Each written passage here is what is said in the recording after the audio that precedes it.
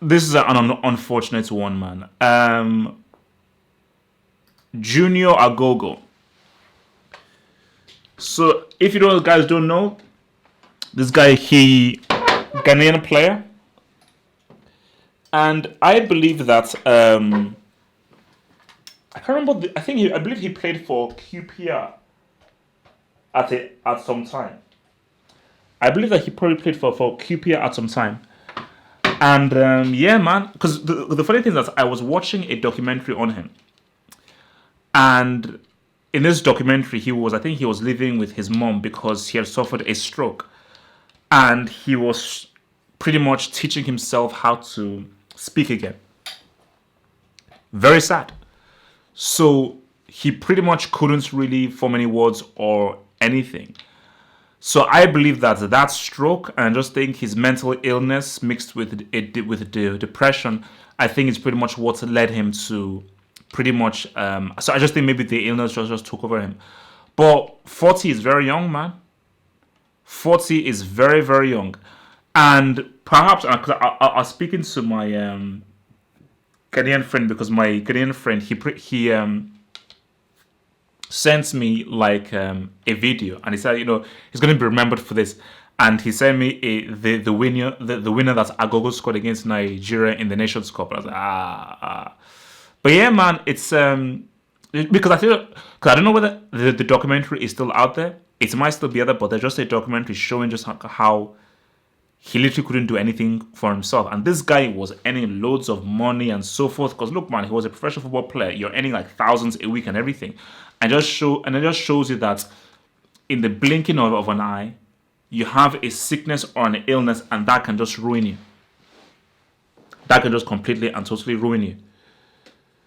So yeah, no, so yeah, so he was suffering, man. He was suffering for a very, very long time, man. And yeah, no. It's I just think it's so sad, and I think it just shows you how things can just switch.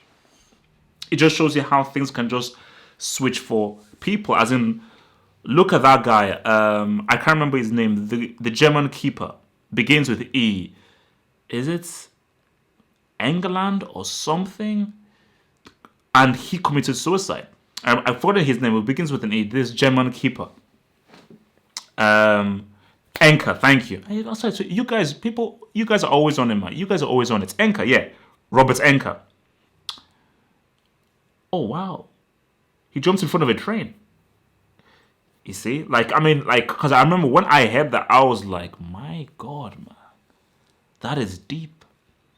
That is deep. That is deep. And because it's so crazy, because we just think that, because I think there are two different cases, because people just think, once you're a professional football player, look, everything is great. You will be cool. You'll be sorted out. Everything will be fine for you, blah, blah, blah, blah, blah. But man, all because you're all because you're all cool like that, it doesn't really mean that everything's going to be cool for you. Like, your life can change in an instant.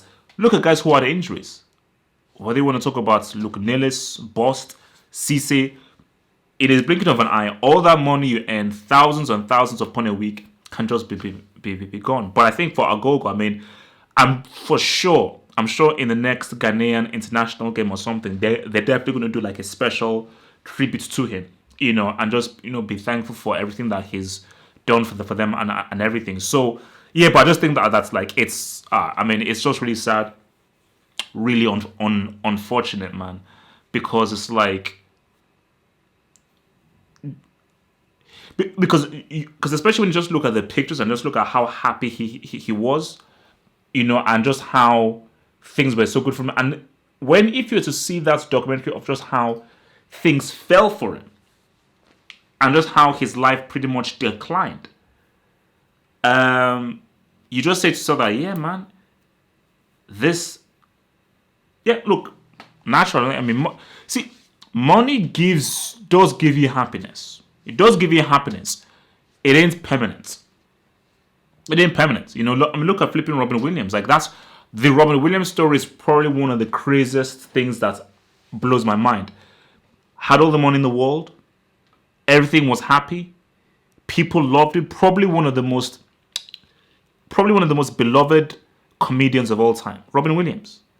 But somehow, happy family, no money problems, loved by every single person, boom, finished.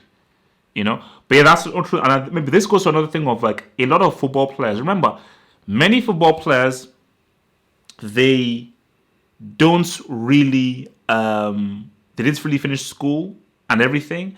So once the professional life finishes, they're like, what the hell do we do now? And they don't really have a plan on once that football era ends. They don't really have a plan.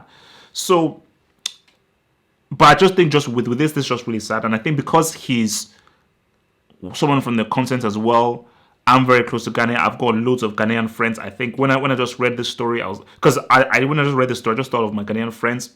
I thought of that documentary and I was like, man, that's unfortunate. But yeah, man, I mean, condolences to his family, to all of those affected by this man, and hopefully he is remembered very, very well, man. Hopefully he's remembered very, very well.